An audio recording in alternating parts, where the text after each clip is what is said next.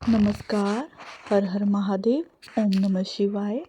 स्वागत है आपका अपने चैनल सनातनी वाणी में। तो इस वीडियो में हम बात करने वाले हैं माघ महीने के बारे में।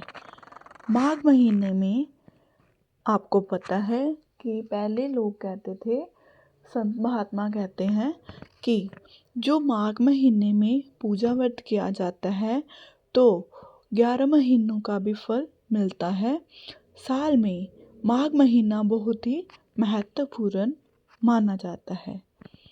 तो इस वीडियो में हम बात करने वाले हैं माघ महीना के बारे में, स्नान के बारे में और इन सब चीज़ों के बारे में।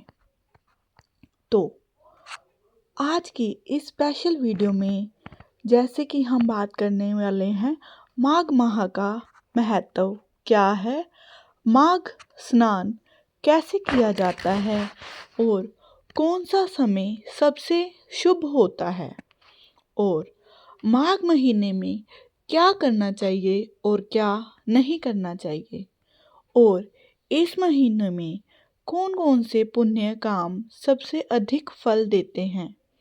तो आइए, माघ महीना ऐसा महीना है जिसमें स्नान, दान, जप, व्रत और पुण्य का फल हजारों गुना बढ़ जाता है।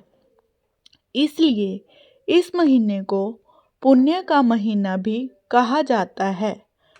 वीडियो को एंड तक जरूर देखिए क्योंकि हम बात करने वाले हैं इस वीडियो में माघ स्नान का संकल्प कैसे करें, घर पर माघ स्नान कैसे करें, माघ में क्या दान करें और कौन सी 5 गलतियां आपको बिल्कुल भी नहीं करनी चाहिए।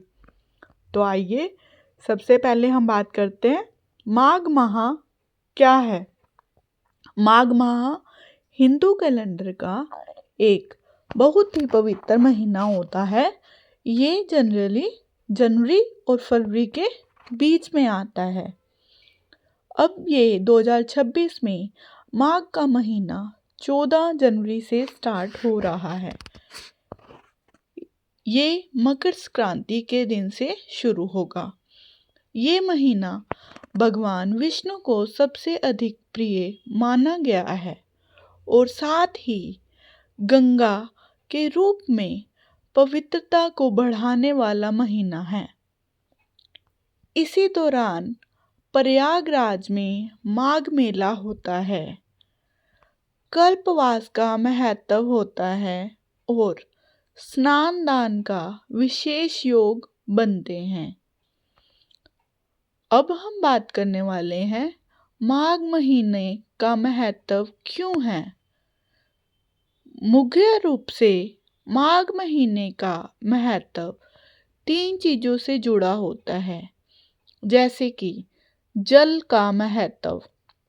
माघ में जल तत्वों की शक्ति बढ़ जाती है, इसलिए स्नान करना सिर्फ बॉडी क्लींजिंग नहीं होता, सिर्फ शरीर को साफ करना नहीं होता, ये मन, शरीर और आत्मा को शुद्ध करने का स्पिरिचुअल प्रोसेस बन जाता है। और दूसरी बात, दान का महत्व। माघ में किया गया दान क्या क्या फल देता है। एक तो ग्रह दोष को शांत करता है, फिर पितृदोष में भी उपयोगी होता है और घर में सुख शांति लाता है। अब हम बात करने वाले हैं विष्णु कृपा के बारे में, क्योंकि यह मास जो होता है विष्णु जी को बहुत प्रिय होता है। माघ को माधव मास भी कहा जाता है।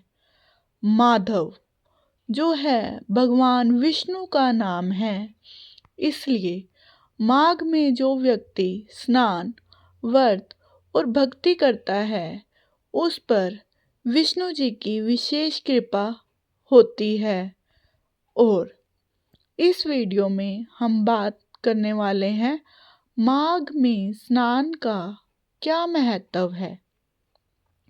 तो शास्त्रों में माघ स्नान को इतना इम्पोर्टेंट माना गया है कि माघ स्नान से समस्त पापों का नाश होता है और माघ में किए गए पुण्य कार्य भी 100 गुना फल देते हैं। अब हम बात करने वाले हैं माघ स्नान के क्या क्या फायदे हैं। तो एक तो पुराने पाप और पश्चाताप का प्रतीक है। पुराने पाप नष्ट होते हैं और मन की नेगेटिविटी दूर होती है। हेल्थ और इम्यूनिटी भी बूस्ट होती है। इसके साथ साथ चिंता, स्ट्रेस कम होती है। पुण्य और धार्मिक बल में बढ़ावा मिलता है। घर में शांति और समृद्धि बढ़ती है। और सबसे बड़ी बात, माघ स्नान का फल सिर्फ स्नान से नहीं बल्कि नियम, संकल्प और सात्विक जीवन से मिलता है। अब हम बात करने वाले हैं माघ स्नान कब करना चाहिए। बेस्ट टाइम और ब्रह्म मुहूर्त के बारे में बात करने वाले हैं। माघ स्नान का सबसे शुभ समय होता है ब्रह्म मुहूर्त। ब्रह्म मुहूर्त सुबह 4 बजे के आसपास से सूर्योदय तक होता है। इस टाइम स्नान करने का फल सबसे अधिक माना गया है। अगर ब्रह्म मुहूर्त भी पॉसिबल ना हो तो सूर्योदय से पहले या सूर्योदय के टाइम स्नान कर सकते हैं। कम से कम सुबह सुबह स्नान तो जरूर ही कर लेना चाहिए। तो माघ स्नान कहाँ करना चाहिए, इस वीडियो में हम बात करने वाले हैं। माघ स्नान के लिए सबसे श्रेष्ठ जो माने गए हैं, सबसे पहले गंगा जी, फिर हम बात करेंगे यमुना जी, सरस्वती, त्रिवेणी संगम। आप कोई भी पवित्र नदी में स्नान कर सकते हैं, लेकिन अगर आप वहाँ पे जाना पॉसिबल नहीं है, संभव नहीं है, तो घर पर स्नान भी शास्त्रों में मान्य है। बस नियम से, भक्ति से और संकल्प से करना चाहिए। तो घर पर स्नान कैसे करें माघ महीने में। स्नान से पहले तैयारी। सुबह उठते ही हरि ओम या ओम नमो नारायण बोलें और घर में फालतू के आर्गुमेंट्स या किसी भी झगड़े से बचें। और जैसा कि इन दिनों चल रहा है कि आप फ़ोन स्क्रॉलिंग करने लग जाते हैं सुबह, तो फ़ोन स्क्रॉलिंग अवॉइड करें। दूसरा, स्नान का जल। घर पर आप अपने स्नान जल में थोड़ा गंगा जल अगर अवेलेबल हो तो आप वो डाल सकते हैं, या फिर थोड़ा सा तिल का तेल डाल सकते हैं। अगर वो भी ना पॉसिबल हो तो तिल डाल सकते हैं, या फिर तुलसी पत्ता डालकर स्नान कर सकते हैं। और सबसे पहले आप संकल्प लेंगे और हाथ में जल लेकर बोलें, मम उपात्य समस्त पाप क्षय द्वारा श्री परमेश्वर प्रीत्यर्थ माघ स्नान करिष्य। इसका मीनिंग है, मैं अपने पाप क्षय के लिए और भगवान की प्रसन्नता के लिए माघ स्नान कर रहा या कर रही हूँ। स्नान के वक्त ओम नमो नारायण जाप करें या फिर ओम विष्णुवे नमः बोलें। स्नान के बाद धुले हुए कपड़े डालें, गुस्से से बचें और तुलसी के सामने दिया जलाकर रखें। विष्णु जी की पूजा करें। और माघ स्नान के नियम। माघ महीने में आप क्या क्या कर सकते हैं। एक तो सात्विक भोजन करना है, अल्कोहल, शराब इत्यादि हो सके तो प्याज और लहसुन से बना भोजन से भी परहेज करना है। इसके साथ साथ दान और सेवा का भी विशेष महत्व है माघ महीने में। आप दाल, कंबल, तिल, गुड़ इत्यादि दान में दे सकते हैं। झूठ, निंदा, चुगली, बुराई से बचना है, नहीं तो माघ स्नान का फल कम मिलता है।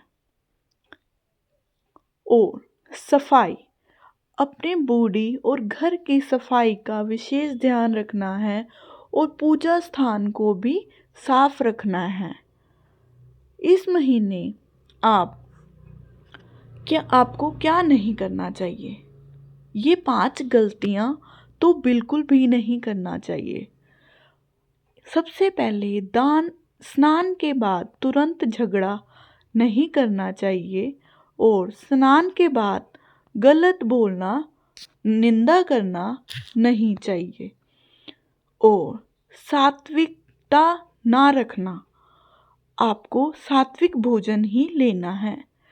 सिर्फ स्नान करके आपको ये ना लगे कि आपने माघ महीने में बहुत पुण्य का काम कर लिया है।